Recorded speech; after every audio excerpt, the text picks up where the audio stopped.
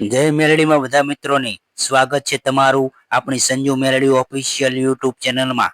આપ બધા મિત્રો હેમ ખેમ સર્વ કુશળ મંગળ હશો તેવી મેલડી માતાજીને પ્રાર્થના કરું છું। મિત્રો, આપણા બધાને એવો મનમાં પ્રશ્ન થતો હોય છે કે આપણા મઢમાં જે દેવ હોય છે તો એની અંદર કેટલા દેવ હોય છે?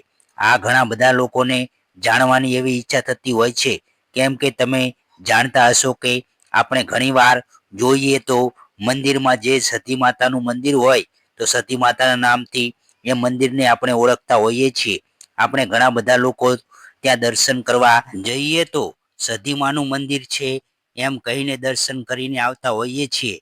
પણ જે લોકો ખરેખર માતાજી વિશે જાણવા માંગતા હોય છે એ લોકોને ખૂબ જ જિજ્ઞાસા એવી થતી હોય છે કે સતી માતાનું મંદિર છે પણ આના અંદર કેટલા દેવ હોય છે અને કયા કયા દેવ છે આ જાણવાની દરેકની ઈચ્છા થતી હોય છે।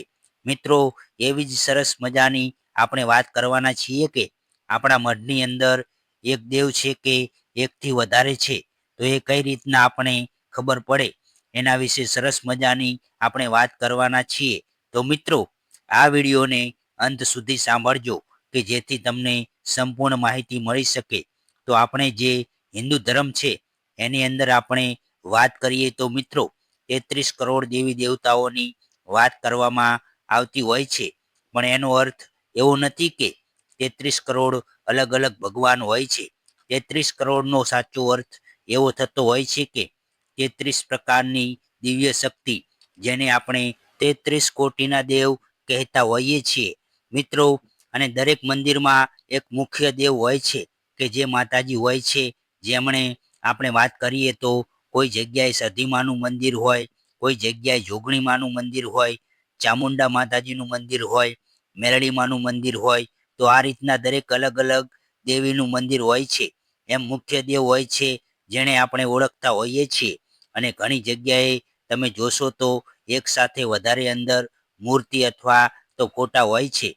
જેમ કે ઘણી જગ્યાએ તમને જોવા મળશે કે સધી માતાનું મંદિર હોય ત્યાં સિકોતર માતાનો પણ ફોટો તમને જોવા મળતો હશે।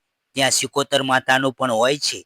જેમ કે મેરડી માતાજીનું મંદિર હોય તો ઘણીવાર તમને ઝોપડી માતાનું પણ જોવા મળતું હશે। ત્યાં તમને અખત ઝોપડી માતાનું પણ જોવા મળતું હશે। ત્યાં વીર પણ તમને જોવા મળતો હશે। તો આ એમની સાથે બીજા પણ દેવ હોય છે। મિત્રો, કારણ કે જ્યારે આપણે માતા સતી હોય, જ્યારે એની શરીરના 51 ટુકડા થયા હતા ત્યારે ભગવાન શિવે જે શક્તિપીઠોની સ્થાપના કરી તો દરેક શક્તિની રક્ષા માટે એમનો એક અંશ મૂકવામાં આવેલો છે કે જેને આપણે ભૈરવ અથવા તો વીર કહેતા હોઈએ છીએ। અથવા તો આપણે હનુમાનના અલગ અલગ નામથી પણ એમને ઓળખતા હોઈએ છીએ। દરેક જે શક્તિનું મંદિર હશે, કોઈ પણ માતાજીનું મંદિર હોય તો ત્યાં એમના રક્ષક દેવ પણ જોડે હોય છે। મિત્રો, જે આપણા 33 કોટીના જે દેવ હોય છે એમાં સમાવેશ થતો હોય છે। એનું ઉદાહરણ હું તમને જણાવું તો તમે કોઈ પણ શિવના મંદિરે જશો તો શિવના મંદિર સાથે નંદીનું પણ સ્થાપન હશે। ત્યાં ઘણી જગ્યાએ એની સાથે સાથે ગણેશ અને માતા પાર્વતીનું પણ સ્થાન હશે। કોઈ પણ માતાજીની વાત કરીએ, આપણે માતાજીના મંદિરમાં તમે જાઓ તો એમની સાથે ભૈરવનો વાસ હશે અથવા તો હનુમાનનો વાસ હશે। જેમ કે આપણે જોઈએ તો સતી માતાનું મંદિર હોય અથવા તો સિકોતર માતાજીનું મંદિર હોય તો એ મંદિરમાં તમને એક વીર રૂપે દેવ તમને જોવા મળતો હશે। ઘણી જગ્યાએ નારસંગો વીર હોય અથવા તો કોઈ બીજા વીર ત્યાં વાસ કરતો હોય, પણ એમની સાથે ચોક્કસપણે એક વીર હોય છે। મિત્રો, જેમ આપણે મેરડી માતાજી છે, મેરડી માતાજીની વાત કરીએ તો મેરડી માતાજી સાથે પણ વીર હોય છે। મિત્રો, ઘણીવાર ત્યાં મસાણીઓ વીર હોય અથવા તો ત્યાં નારસંગો વીર પણ હોઈ શકે છે। જો વીર ના હોય તો ત્યાં ભૈરવ એમની સાથે વસવાટ કરતો હોય છે। મિત્રો, એમ કોઈ પણ મંદિર હોય તો ત્યાં મઠમાં એક દેવી દેવતા નથી હોતા, એમની સાથે અલગ અલગ હોય છે।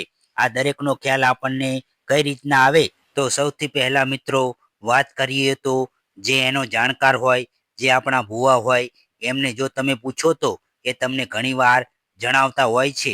ઘણીવાર પેઢી દર પેઢી સમય એવો આવ્યો હોય કે જેના કારણે આપણને જ્ઞાન ના હોય કે આપણા મઠમાં કયા કયા દેવ છે, અથવા તો એક દેવ છે કે એકથી વધારે દેવ છે.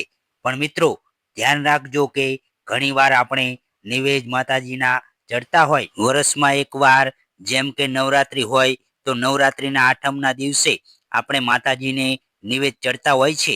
તો આ નિવેદની અંદર શું શું થતું હોય છે એના પરથી આપણે અંદાજો લગાવી શકીએ છીએ. જો એક કે બે માતાજીને આપણે નામ જાણતા હોઈએ અને પૂજતા હોઈએ તો ત્યાં સ્વાભાવિક રીતે તમે જાણતા હશો કે એક સરળતાથી હું તમને જણાવું તો શ્રીફળ થાળી અને એવું થતું હોય છે. ઘણી જગ્યાએ એવું હોય છે કે માતાજીને શ્રીફળ ચડતું હોય, થાળી થતી હોય, એની સાથે ચોખા થતા હોય છે, એની સાથે પૂરી થતી હોય, વડું થતું હોય, તેલની થાળી થતી હોય, આવું પણ ચડતું હોય છે.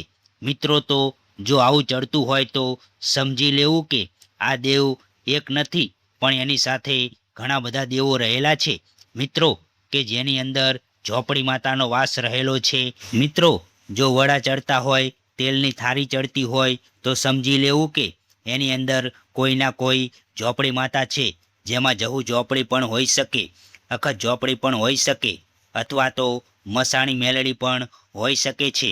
મિત્રો ઘણીવાર આપણે બાકરા ચડતા હોય, ઘણી જગ્યાએ અલગ અલગ 7 અન્નના બાકરા રાંધીને ચડાવવામાં આવતા હોય, અથવા તો ઘણી જગ્યાએ ઘઉંના બાકરા ચડતા હોય છે. પછી ઘણીવાર એવું હોય છે કે આપણે જે હવાશેર ચોખા થતા હોય એની જગ્યાએ ચોખા વધારે થતા હોય, તો આજે ચોખા થતા હોય માતાજીના જે નિવેદ થતા હોય એ કોઈ એક બે દેવી દેવતાઓના નથી હોતા. મિત્રો એની અંદર ઘણી બધી એવી શક્તિઓ રહેલી હોય છે કે જેની અંદર આ નિવેદ થતા હોય છે.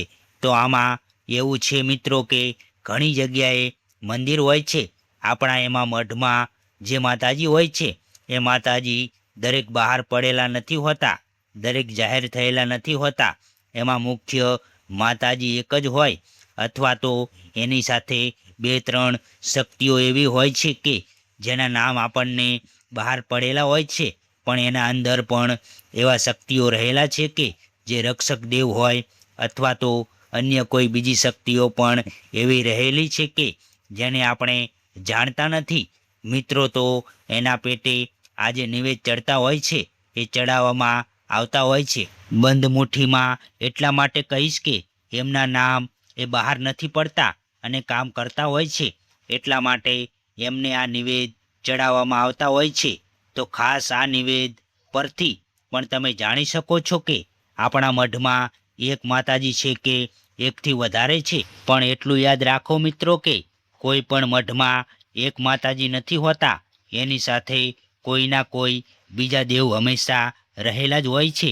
મિત્રો એની સાથે બીજા દેવ જોડાયેલા હોય જ છે, જેમ કે રક્ષક દેવ હોય છે, જે તમારું રક્ષણ કરતા હોય છે, એ પણ જોડાયેલા હોય છે.